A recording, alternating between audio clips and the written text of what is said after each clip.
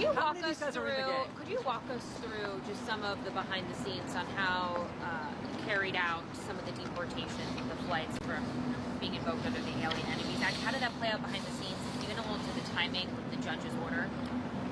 Look, let me say this. You know, the president, through proclamation, took his authority under Alien Enemies Act and imposed it, which he has the right to do. TDA has been designated terrorist organizations.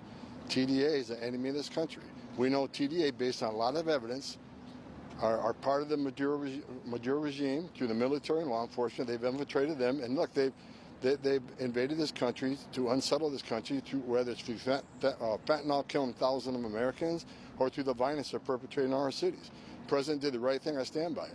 I thought we removed in one day over 200 dangerous people, including MS-13. It was the right thing to do. I see the video that President Bukele put out.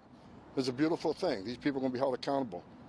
Is every one of those guys a member of the gang? How do you know it, and why can't they sort that out with a lawyer and a hearing, which is how it should be? Look, we abided by the court's decision. His written order was on 5 illegal aliens. They didn't want to deport them, and we abided by that. By the time the other order came, the plane was already over international waters with a plane full of terrorists and significant public safety threats. And, you know, to turn a plane around over international waters, we're going to refuel over international waters, come back and bring terrorists back to the United States. That's not what this president promised American people. What the president did was exactly the right thing. So they're all trained in Nicaragua, every guy who's on that plane? I'm not familiar with every single case in that plane, but that's my understanding. MS-13 members and TDA members. And let's remember, many of those on the plane were removed through Title VIII, not through the Alien Enemies Act. So, again, it was the right thing to do. That's what the people of this country mandated President Trump deal with the border crisis, deal with illegal immigration, and deal with illegal alien crime, and that's exactly what we did. We removed terrorists.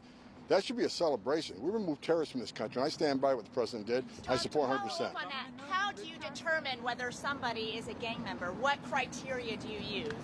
To various investigations.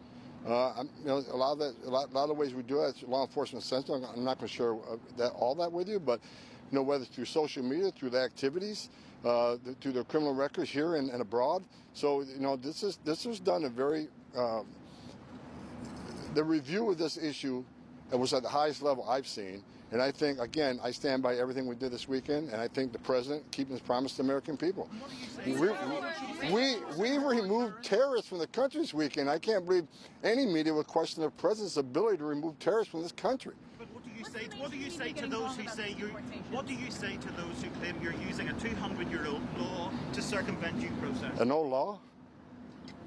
Not as old as the Constitution. We still pay attention to that, don't we? But some would say this is... How many more terrorists do you plan on deporting to El Salvador? Borders off of Mexico. Still asking questions.